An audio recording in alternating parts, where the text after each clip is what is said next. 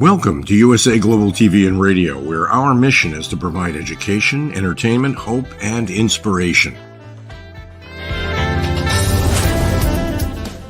USA Global TV and Radio connects you with experts and audiences all around the world every single day to help you succeed in business and to live a richer life. Visit us at usaglobaltv.com to learn about career and life-changing training and mentoring programs like the Listening Mentor. Subscribe to our newsletter to stay informed about our special programs and offers. Discover how you can become a guest on one of our shows or a host or producer of a USA Global TV and Radio show of your very own.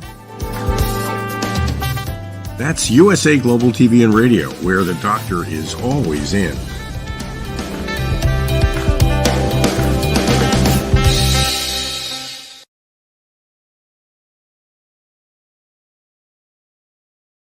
Welcome home. Welcome back to USA Global TV and Radio, where we provide world-class education, entertainment, hope, and inspiration. I'm Dr. JACALYN Kerbeck, and I am so excited to be here with you for the third episode of this amazing show, The Resume Whisperer with Josef Stetter. This program is drawing in people from all over the world who are curious about seeking employment. There's a lot more to it than what one might think. And we have our expert here. He is not only the resume whisperer, but he's the corporate culturalist. He's had a number of jobs, a number of careers, and he's helped tens of thousands of people find gainful employment. Let's welcome him to the program. He's joining us from Canada. Josef, welcome. Hello. Thank you for being back. Much easier to speak to somebody as opposed to carrying a conversation by myself, but it was a blast though. I have to give you a lot of credit. I said to you afterwards, it is not easy to carry on a 40-minute show all by yourself, and you did an excellent job. So thank you very much. Thank you. So we're here for episode 3, and every show has been dynamite so far. We've gotten great feedback. You are a master when it comes to helping people find employment, and there's so much that goes behind the scenes. I think people feel like, at least going back decades, when we would handwrite a resume and maybe put some lipstick on it, spray some perfume, and then hope that somebody's going to actually open the thing and contact us. There's been a major evolution, and you've been involved for a long time helping people understand what's involved in putting yourself out there in the best light. What do you feel that people need to know? Again, I think that because of the fact that we're in the digital age, you need to do more to bring back the old school values. So Napoleon Hill, in his brilliant book, Think and Grow Rich, shares a quick story about, an old lady that came to this big retailer. It was raining outside, and this kind of lowly clerk came up to her and was like, "Are you okay?" And she said, "It's raining outside. I'm just waiting for the rain to finish." And with that, just so that I could keep dry. And he went and grabbed a chair for her and brought it to her and said, if you're going to wait in the store, might as well be comfortable. She didn't ask for it. Now, a few months later, the old lady called and said that she wants to furnish her castle. And the only way she would give the store the sale is if that clerk got the sale. And the store was like, "But he's a clerk. He doesn't know sales. He doesn't know anything." She's like, "Well, he was nice to me. If you want the sale to, decorate my castle, I suggest that you let him." Now, she ended up being Andrew Carnegie's mother, right? That started or owned U.S. Steel. And so the sale was so big that this individual became a VP. And this is kind of the foundation of what I talk about. You need to stand out. You need to be different than everybody else. If everybody else is sending resumes online, go in person, have conversations, network, do those things that nobody else is doing. I have, 20 years of experience, and some of the stories just, you would think that this would be common sense, but we've come so far away from common sense these days. I had a friend of mine that graduated mechanical engineering, and the catch 22 was that to get an entry level job, he had to have 3 to 5 years of experience, which the way that he did his program, he didn't actually do an internship or option or co-op option for his degree. So after sending out hundreds of resumes and not getting anywhere, he printed about 25 resumes, picked a few companies that he's interested in, drove to the first one for 9 a.m. and said, I want to speak to the director. Receptionist looked at him and said, do you have an appointment? He said, no. She looked at him and said, the director is busy all day. He said, okay, I'll wait. And he waited there till about 2:15 in the afternoon. At 2:15 in the afternoon, the director finally popped his head out and said, I understand you've been waiting for me all day. How can I help you? And my friend gave him his resume and said, listen, I've just graduated from mechanical engineering. This is some of the projects I've done. I know you're not hiring, but I wanted to introduce myself in person. The director was so impressed that he was willing to spend the entire day waiting for him that after a 5-minute conversation and give him a job offer, right? And most people go, I've sent out hundreds of resumes. And when I call them and say, have you called them? Have you checked in? Have you verified that they got your resume? I mentioned some of the techniques in the last episode. And most of them go, no, I never did. So I'm not really surprised that you're not getting responses because you get lost in the shuffle. So, it's so important to be unique, to be different, to be recognized, to be remembered, to do that little bit extra. A friend of mine who's also been a mentor wrote A Cup of Chicken Soup for the Soul, which was the small version that was pocket sized, that sold over 600,000 copies worldwide. And I remember he shared the story with me, and I thought, wow, this is the way I want to live my life. So he's originally from North Bay, which is about 8 hours north of Toronto, for those of you who understand a little bit of geography. And there was a security guard there that would show up to work every day early, would always be smiling, would always be full of energy. He would open the doors for customers. If stores had new merchandise that they were bringing in, he would help them carry the merchandise to the store. If he saw people that had a lot of shopping, he would help them carry their bags to their car. If he saw garbage on the floor, he would pick up the garbage, and always had this great mind. Now, the owner had an office on the 4th floor that kind of overlooked the entire mall. And they would see the security guard doing this every single day. And they called him into the office and said, why do you do this? And the security guard says, well, I'm going to be here for 8 hours a day. I might as well enjoy it. And I don't like seeing garbage around the floor or in my house. I like to keep my house clean. So I treat my work like my house. They were so impressed with his attitude that they offered to pay his entire education, including his MBA, so that he can come back and manage the entire mall. Right. And so when I talk to people, it's just like, yeah, but I'm waiting for them to call me. Yeah, but, everything's online now. Yeah, it is, but you're not being hired strictly from online. You need to have a conversation. And that's where I think there's such a massive gap with what's happening today with job seekers. And as we jokingly say, Dr. JACALYN, that, in our generation, we did things a little bit more manually. We were a little bit more proactive. We need to bring that back. I think that's the gap. Absolutely. I love the stories that you shared. Just so thought-provoking. And, something I wanted to share with you is I've always had some kind of side hustle most of my life because I get bored and I like to do something else. So I've punched the clock many times, even though I have my corporate career. And when I was doing makeovers for people, I worked for a clinique, and I would get the Windex out and I'd spray the counters, and I'm picking up the trash, and I'm walking around even to other departments and arranging things when there's nobody there. And somebody in my team said, what are you doing? There's nobody in the store. You can just sit back and, no, I'm part of a team. I'm part of something bigger. I want to lend a hand wherever I can. And I feel like if people had that mindset, instead of looking for their handout all the time, well, what am I going to get for it? Well, why should I do it? You just never know where it's going to lead. Oh, 100%. And look, this also impacts with the mindset of asking for a promotion or a raise. If you come to your boss and say, "Hey, I'm really hardworking, I should get a raise,"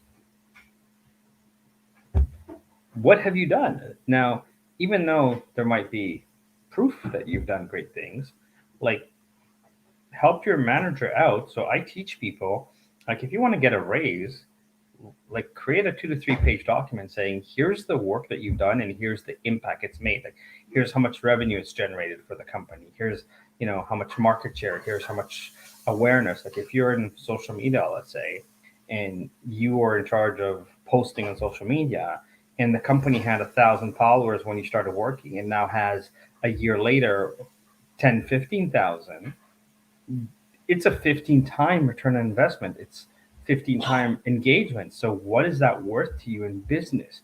So when you're asking for that 5, 10, 20, $30,000 raise, if you come in and say, I think I deserve a raise, I worked hard here, okay, but you're probably going to get the typical 2%, maybe 3. But if you have proof and you have facts, you have numbers, you have data, it's hard for leadership to go, well, we don't know if you deserve this raise, because at the end of the day, the $5,000-$10,000 should not break their bank. If it does, you're working for the wrong company. Joseph, great points there. I have a question for you because I feel this is really important. If we are looking for a promotion or we're looking to move within the organization, should we be looking at what everyone else is doing? Oh, he's doing that or she didn't do that, and running and reporting on this? Or should we be focused on the positives of what we're doing and how to express that? I think there's a little bit of both. So there is the golden rule, sometimes known as the Fibonacci rule, otherwise known as the 80-20 rule.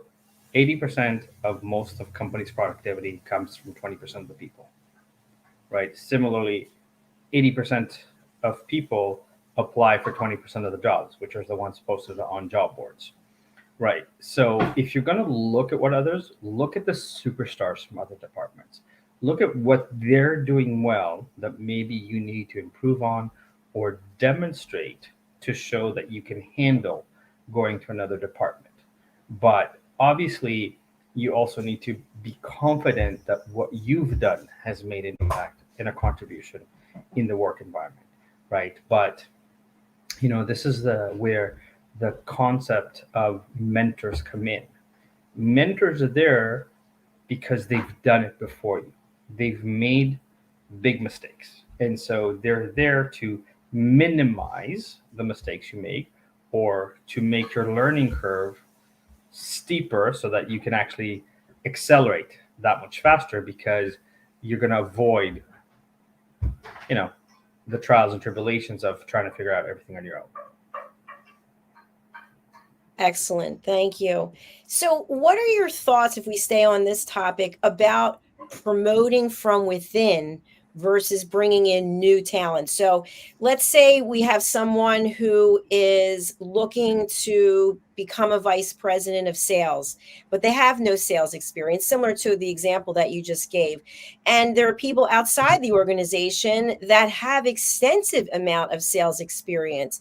What is the best approach in terms of bringing the asset or keeping the loyalty with your current employee? So again, if that's the desire, first of all, you can speak to the company about being certified or trained in sales courses. There's a ton of them that exist. That's the first part, to actually show that you're serious about it and that you're willing to learn before you even start the role. Second thing is, again, play to your strengths. So I just had a meeting with an individual that he is kind of the director of sales for North America, South America, kind of thing. But he is extremely analytical. Now, the company that he works for, they do a lot of government contracts, especially in IT development for countries around the world. And so he said to me, in part because he's so analytical, when he makes recommendations on what projects to take on, there's very little risk associated with it because he's not coming from ego in terms of like, oh yeah, I'm a great salesperson, I know how to do sales. He's coming from the fact that I've researched this, I've done my homework, I've done my due diligence, and I know that this option has the least amount of risk. As someone who's worked in sales, I'm very much a big picture guy as opposed to the little details guy. Now, in his case, he's doing government contracts. The fact that he's so analytical is such a positive for him. If you're doing sales in typical, like, let's say, service sales, product sales, and so forth, the charisma, the energy, the knowing the nuances of, let's say, the pain and pleasure principles, and understanding how to use that or leverage that to get the sales are so important, right? But again, I think it's, first of all, understanding beyond, like, going from a direct, like a project manager to a director, let's say, the main difference between the two is that the project manager does the actual implementation and make sure that every department does what they need to do. The director starts looking at what strategies to use to get the project manager to do his job.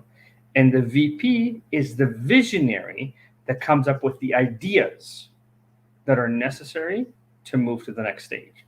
So if you are a director and you want to become a VP, can you show that you have a vision? Can you show your game plan? Can you show that if this was executed, this is the expected results? Can you show that you can create a standard from it, right? So I think last show I mentioned, but I worked for a private college company that owned multiple colleges across Canada. My VP wrote a 650-page manual, and I was the director of admissions. And when he showed it to me, he asked me, what do I think about it? And I kind of looked at him and went, do you want the honest answer or do you want the politically correct answer? And forgive me for swearing right now. His expression was, I hate grin fuckers, which are, yes, this is great. I love this. This is great. So I said to him, look, if I'm being brutally honest, there's some brilliant things in your manual, but it's 650 pages.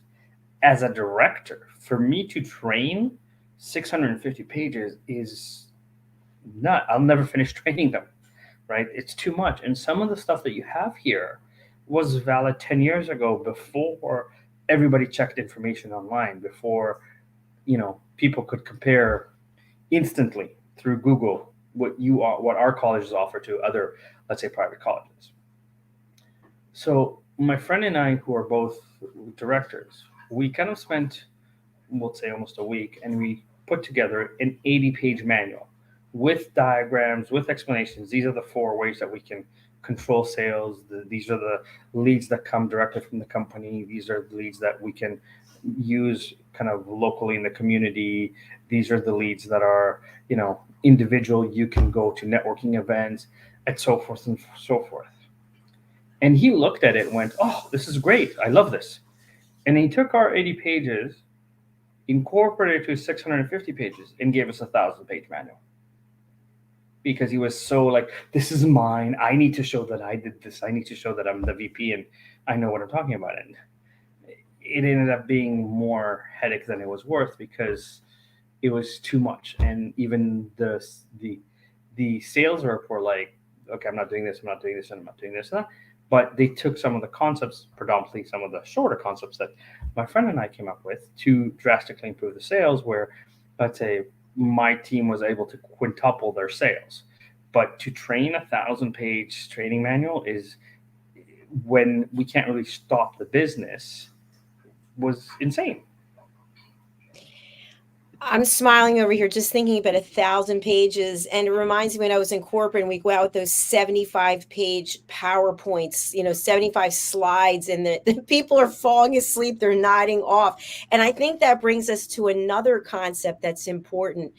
I remember I was taught, actually by my father, to use big words and have sentences that were not, I don't want to say they were long, but then when I started in corporate for working somebody much younger, he said, keep it to a Twitter feed. Shorten it up, shorter words, more direct. So if you're thinking about presenting yourself to someone, is less more or is more less? What would you say in terms of the resume as well as the interview? I think it's a combination of two things. I think first of all, it depends on the role. Like I'm just writing right now a resume for someone who's a PhD in microbiology and um, whatever microengineering. I forget biological whatever it is there, right?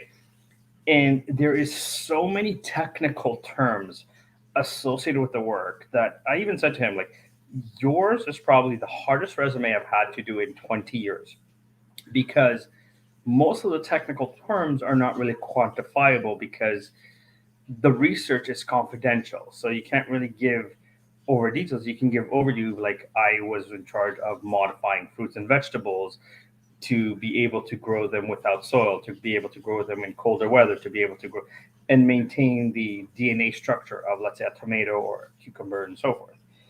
But I kind of said to him, like, I never write a 4-page resume unless you have 40 years of experience and it's a little bit more diverse. Like when I rewrote my father's resume, because he was a civil engineer and he built highways and he built hospitals and he built schools and he built residential, I could kind of separate, this is the residential, this is the industrial, this is the commercial, and this is the institutional work.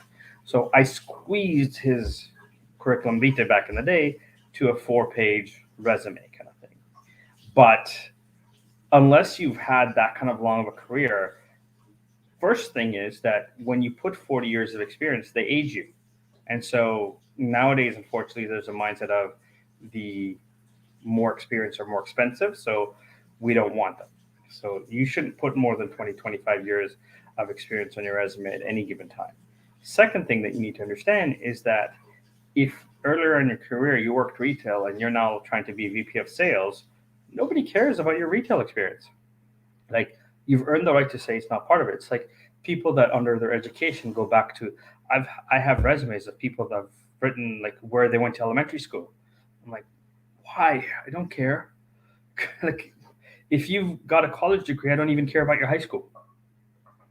So relatively speaking, there are some jobs where again you can create a highlight reel that intrigues people, right? So if I use my background in sales, right, I can say I was able to generate $860,000 in sales to a private college that before I came in did $530,000 in sales for the year. I did $860,000 in 1 month for them. So just saying that usually is a wow enough statement that people go, how did you do that?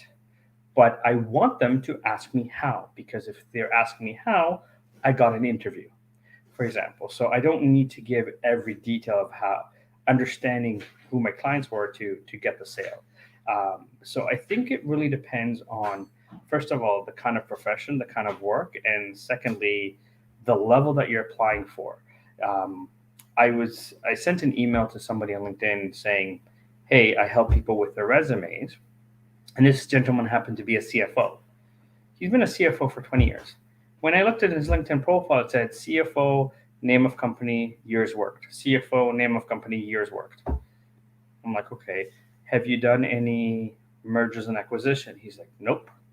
I'm like, have you done any complex financial modeling? Nope. Have you done any investment portfolios as a CFO? Nope. So you expect companies to hire you as a CFO because the word CFO is appearing on your LinkedIn profile for the past 20 years?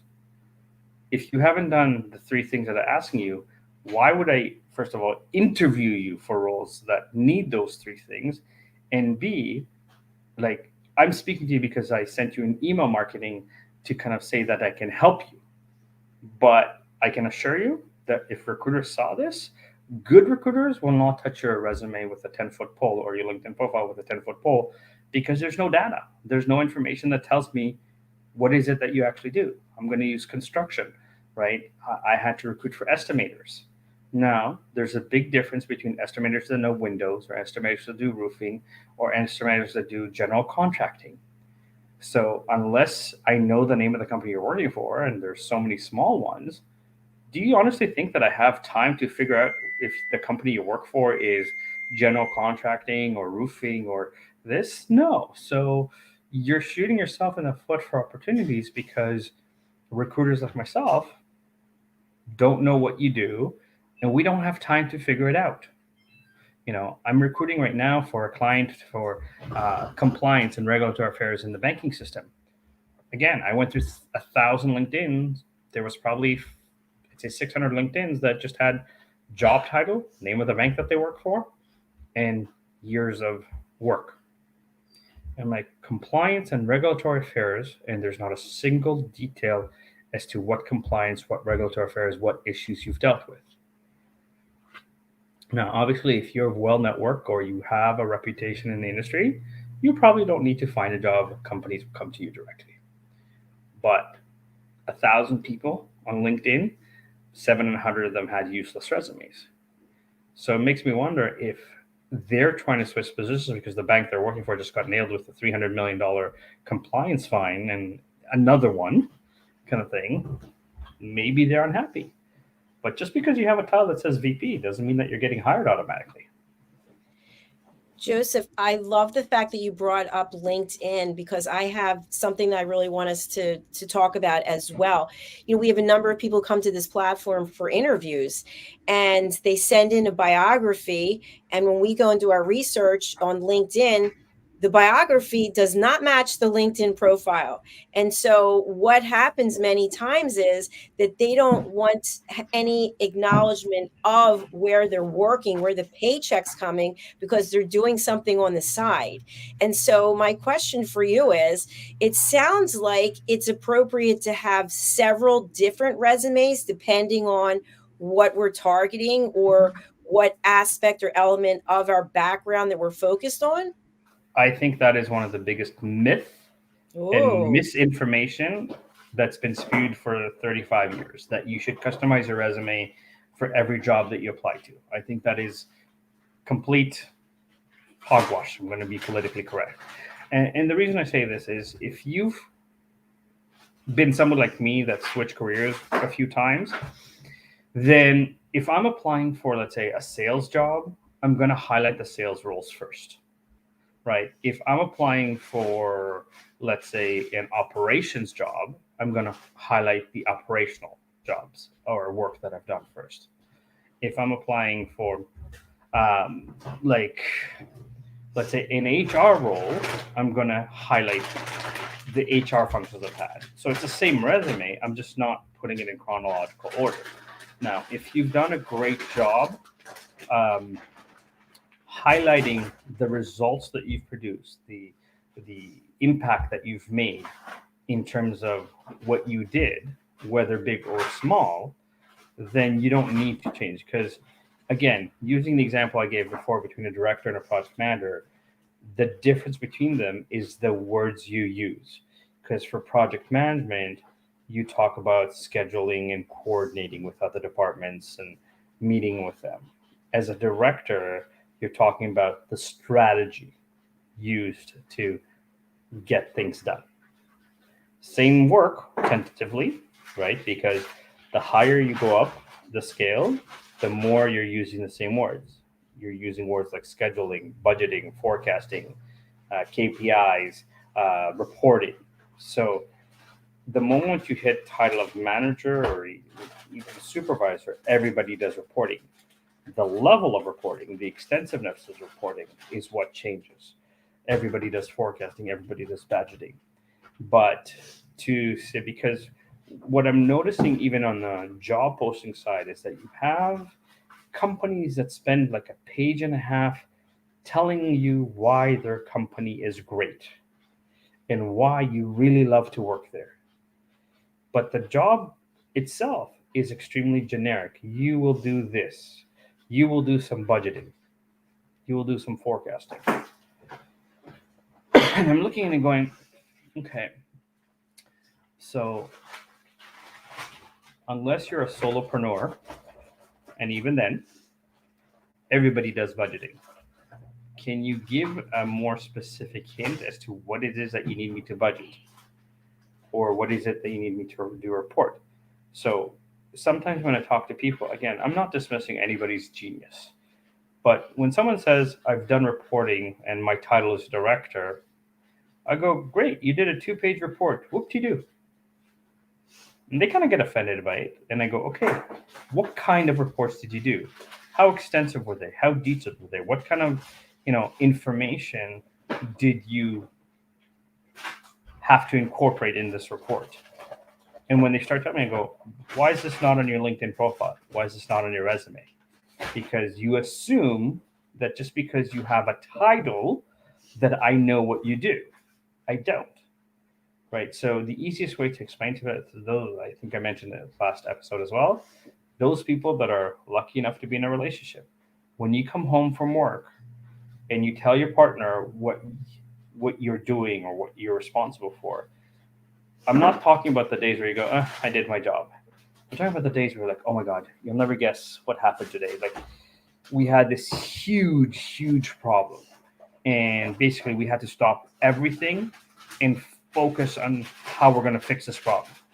And I sat there for 3 hours. I was trying to look at everything. And then I came up with a solution that is genius. This solution is going to save the company hundreds of thousands of dollars. And we'll be able to automate. We'll be able to have less errors.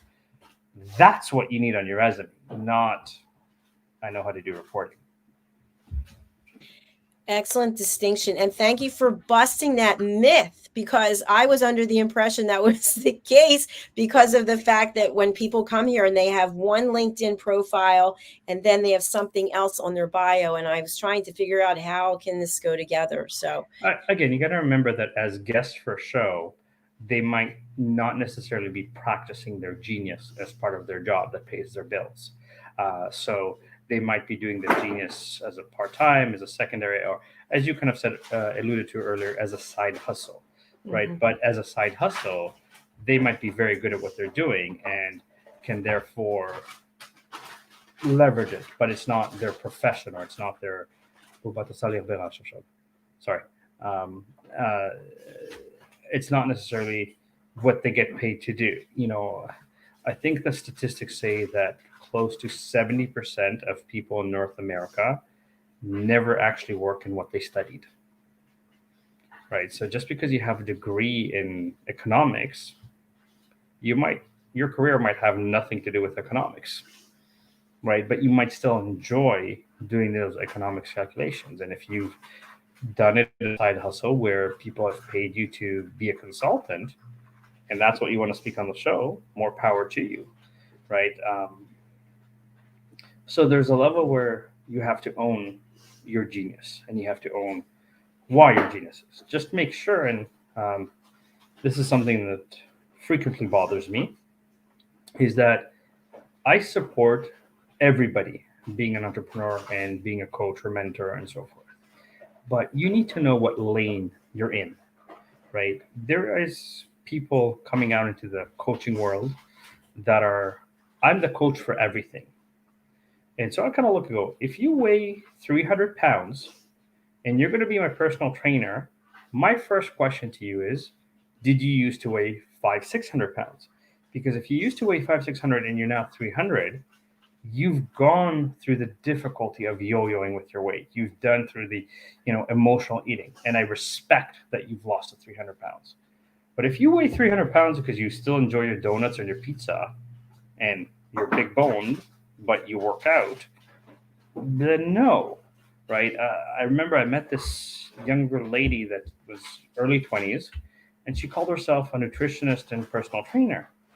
And I looked at her and go, okay, did you study kinesiology? She's like, no. I'm like, did you study any sports medicine or nutrition? She's like, no. I'm like, okay. Do you have any certifications in fitness, for example, TRX, kettlebells? No. Right? Okay. Have you competed in sports at a high level? No. Have you had any injuries that you had to train your body to heal and recover? She's like, no. So I looked at her and I said, you're 22 I'm 46. I tore both shoulders twice in the same spot, and I need surgery on both shoulders.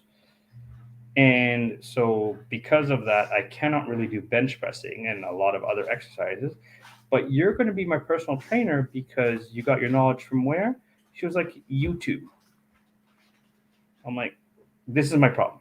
If you want to be a trainer to high school kids because you're young, they're young, and you can kind of relate, more power, right? Just make sure that you're teaching them correct techniques, for example. But don't say that you can train me that's double your age, that's had injuries, that's, that's male also, just like that because you watched a few YouTube videos. I'm sorry, right? In the same respect, for my world as a resume whisperer, there's a ton of people that go, oh, resume writing is easy. You just go on Google, you find a few keywords, or nowadays, thanks to AI, go on ChatGPT and it'll give you a resume. Yes, ChatGPT knows the formula of the resumes that have been around for the past 35 years and can find patterns. That doesn't necessarily mean that for a white collar professional job, that's what you need, right? Now, I've had people come to me and say, oh, you're a great coach. Can you cure my, let's say, bipolarism? I know my lane. I say, no, I cannot. I'm not certified or trained to cure your bipolarism. If someone comes to me and says, can you help me write a letter to my employer saying, these are the symptoms when I have a bipolar episode so that there's less chances of me being fired? That I can do. I've been in the world for 20 years. I understand the language. I understand some of the laws in North America that I can help word this is a mental health issue that I'm bringing to your awareness, that these are the things that happen when something happens, so that I want you to know that if it does happen at work, please take the following steps or do this so that, I calm down, I come back to myself, and, I don't do anything that I will regret in terms of losing my job afterwards. But again, it's knowing to say, I'm not qualified for this. And I don't think enough people are willing to admit I'm not qualified for this yet, kind of thing. And so to me, like, I support everybody being an entrepreneur and having a program and an idea that they can teach and help others, but make sure that you know who your demographics are. Excellent point that you just made, because if you go on LinkedIn at any given time, there's 6 million plus coaches. Everybody's a coach. I'm a coach. You're a coach. But there's a difference if you're certified. There's a difference if you have decades of experience, and to know where it is that you can bring value. To me, that's not only a respect thing, but I think to myself, okay, if you tell me you're the answer, not you and someone in general, you're the answer for everything. Who's your customer? Everyone. No, you haven't done your research. You haven't done market research, narrowed it down. And so using ChatGPT for a resume, a person's going to be missing out on decades of experience by working with a human being such as yourself, who is. But again, not. ChatGPT can make your resume maybe a little bit prettier than what you already have it. But ChatGPT is not going to engage you in questions that says, what are the results that you produced? What is the value of you and the work that you've done? And, how does that relate to the job that you're applying to, right? There are great things, even if, let's say, in marketing, I watch certain AI videos and I know it's AI right away because it's choppy. It's not a human. Like it looks like a human being, but it's there are certain things that in the messaging, I mean, I'm not a marketing expert. I need marketers for my company. I hire them, but I can tell the difference between an automated message and somebody that actually like I get 50 emails a day, if not 100, of people that tell me that they can help me, let's say, get customers or help me with, like, I'm particularly amused by the ones that tell me that they can help me with my resume. And my response is, did you even read one word in my profile on LinkedIn? Right? I'm the resume whisperer. You're telling me that you're going to write my resume? It's like, Okay, great. Like, I'm not the only expert out there, but make sure you know what the market is that you're talking to.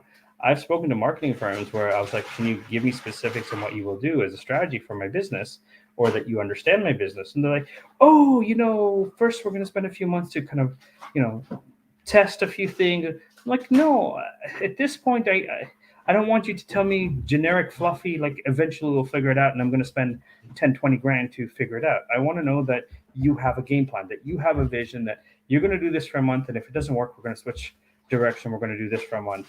And if it doesn't work again on the third time, thank you very much. But I've given you 3 months. You haven't performed. On to the next person. You weren't the right person for me. But you have to own that. You can't just,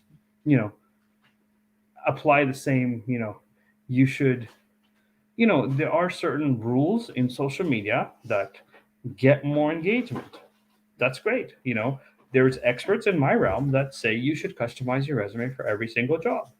And they have clients. More power to them. Those are not the clients I'm targeting.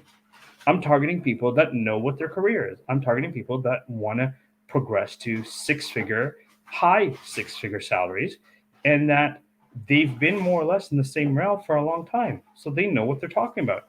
I'm not looking for the people that, similar to me, are looking to change careers 9 times, right? I'm looking for people that are very focused on. And even if they are changing careers, they're very focused on where they want to go. They're very focused on where they want to enter into the new career. And so customizing a resume for every single job to me is a lot of work for nothing, or for little results. Now, if you're applying, let's say, here to be in sales, here to be in marketing, and here to be in like onboarding, for example, then yeah, you can have 3 different, like the resume overall is almost the same, just you're using different words for each one to highlight different things or highlight the same things, but using the right lingo, for example. And that's the separation to me. Thank you for clarifying that. That's very important. You've brought a lot of great points up. Even for me, I've learned a few things today that I wasn't aware of.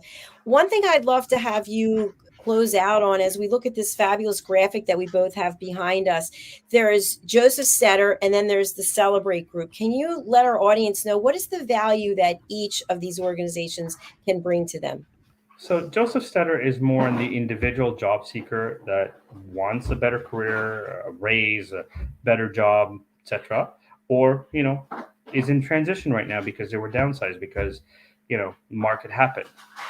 The Celebrate Group is my kind of corporate side where I help companies hire the right fit people and keep them. I do old school headhunting. I do personality assessments. I do in-depth data analysis of the candidates to tell kind of in companies, this is how the person thinks, this is how they act, this is how they behave. This is what drives them. These are their kind of social responsibility interest, so that you have a complete picture of the candidate, and how to keep them engaged for the next 5-10 years as an employee for you. And that data is invaluable for companies because I save them a lot of money on turnover. I save them a lot of money in kind of hiring the wrong people, because you might have somebody that is a brilliant engineer, for example, but has no communication skills to be a leader. So try to paint that picture for everybody.